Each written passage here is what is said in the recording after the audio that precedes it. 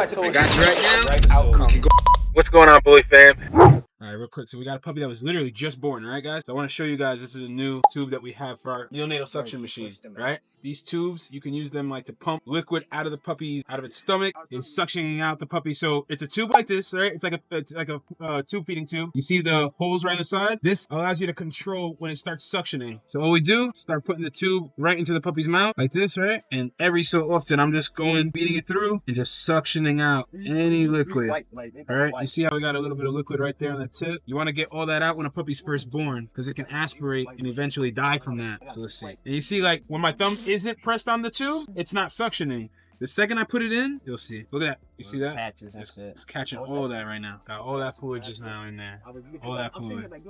So what I'll do is I'll just suction it maybe like one more time. Just like a tube feeding, but it's reverse. And if you had a puppy that like swallowed bad milk or something like that, you could use this to pump out the milk, suction out the milk. This tube has become extremely helpful. It's extremely useful. Suctioned out. So now the one other thing that I'll do is I'll swap hoses. And now for the nose, I'll use this hose. So for the nose, I'll use this hose. Let's double check. And what I think, like, to me, a pro tip is even if you went to the vet and even if you got a C-section done, you know, one of the biggest things is I would still suction the puppy when you get home anyway. It's going to help prevent aspiration because sometimes these vets don't suction or they use that little bulb sucker and it doesn't get everything. It gets stuck in the lungs, the fluid from when the puppy's inside the sac, and then the puppy aspirates and now you're dealing with pneumonia. The puppy could potentially die, all that stuff. So right now, the puppy's been properly suctioned now. So what I'm going to go ahead and do, so that's the next thing I'm looking for, is we're just going to make sure the puppy's woken up.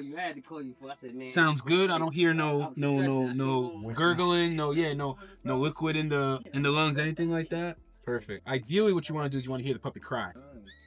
Perfect. So now the clamp's been on long enough. You can take this clamp off and it'll just stop the bleeding. You see how that clamp looked? You see how it did that?